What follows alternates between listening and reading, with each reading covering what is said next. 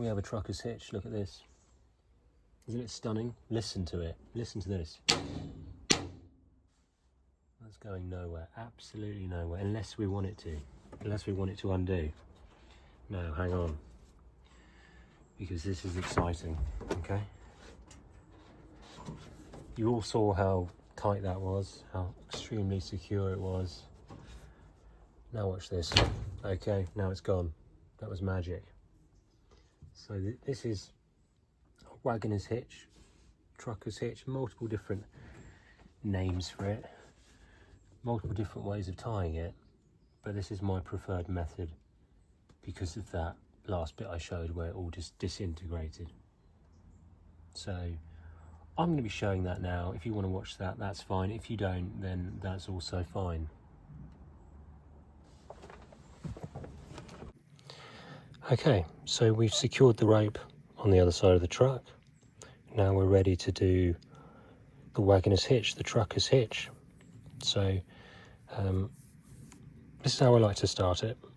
I just take my hand, come over the top, just like that. My right hand is creating a loop, a bite, and then offering it up, like so, rolling it over once, then my hand is reaching through, and that's basically it. This will go over your attachment point here. I've got a little hook. Hang on, let me zoom in. I've got a little hook there, look at that. So that will go under there, and then we've created our mechanical advantage. This is acting like a pulley. We pull down, it's moving here, it's moving there. We're generating force, look at that. And that's how you get the rope nice and tight.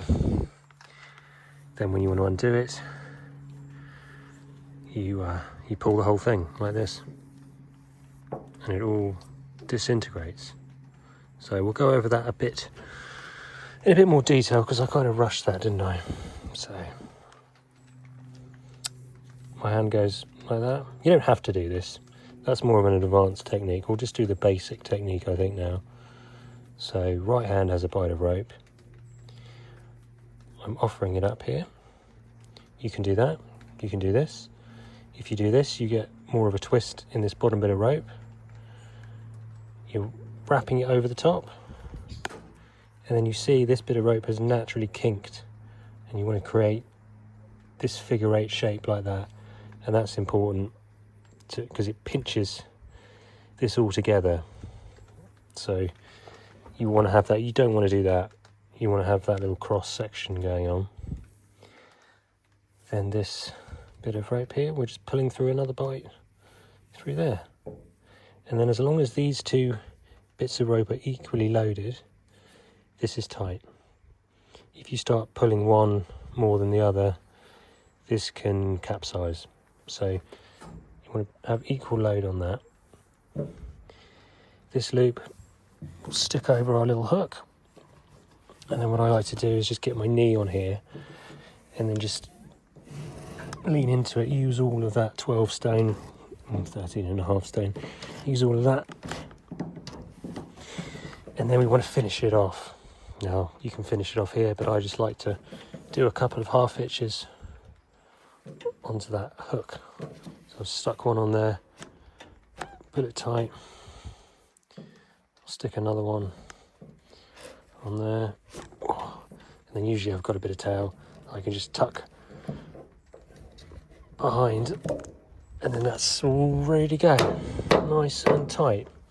So this, you need to be a bit careful. You're driving into trees and bushes in the woods and stuff. It could potentially get knocked, and it could potentially capsize. So that is one issue with this tying method. But it also means you can undo it like that. So that is a positive. Now, if you were concerned about that being twatted by a bush or a stick, what you can do is a second wrap. So you're wrapping it once, and then you want to wrap it again on the inside like that. Look at that. And then you've got that captured. This is already twisted. You're passing the bite through, and this is adding extra security to that. It still has the benefit of being quick released, slightly more stiff, but it will come out. So basically, with all of these different trucker's hitch knots, you have a loop, a midline loop in the rope. You're going around your anchor point down there and coming back through, and you're creating this 3-to-1 mechanical advantage. Now, I like these ones because they come undone. I see a lot of Chinese people, okay? I'm not being nasty here, but there's a lot of Chinese people, I can tell from their hands that they're Chinese, and they're doing these slip knots like that. And they're using that as their loop, which is okay. I mean, in all the videos, they all come out nice and, nice and tight like that. But if you actually load it, you're not pissing about doing a TikTok video. If you actually use it in real life, it gets too tight. I'll show you. I'm going to demonstrate that now because I've had enough of these Asians mugging people off. So I'm just going to cinch that down like that. So we've loaded this. Now we want to come and unload it. You have to pull that out, and then this is not going to come undone easily. It's fake. So you want to avoid these slip knots. You might even have to cut that. It just irritates me, So don't do that method. What you can do, you can do an alpine butterfly if you want to. If you want a fixed loop, and then you've created your loop there. You could do a double dragon knot, which is a similar midline loop knot. That's a better option. That's going to come undone when you want it to. There's hundreds of these different variations. It's all the same principle. Okay, so you can stack these Wagoner's hitches on top of each other. You can do one high up like this. Hang on, let me try and adjust that before I do my back in. So you do one, and you can attach that. You can get it nice and tight. And then you can do another one. You can just keep doing it.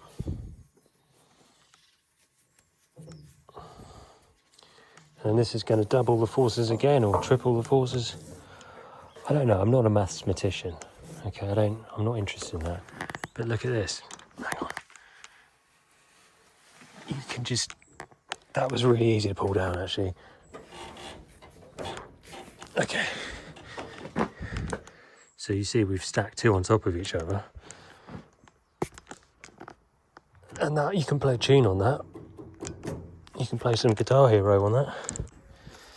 So say you want to tie it on a trailer and you don't have a little hook. You've got a fixed bar here. So a lot of people end up having to throw all the rope through and no, you don't want to be doing that. There's ways around it. So you do your trucker's hitch out here, somewhere in the middle, pulling a bite through. Keep that tight there. And then what you can do now, instead of putting all the rope through, you just put a little bite through there. It comes up through. And now we've created an even stronger trucker's hitch. You see, I'll just pull down, hang on. And we've got the rope pulling here, here, and here. Just with the bite through, I haven't had to feed all the rope through. So you can get that nice and tight, like that. And then maybe just half hitch it off a couple of times.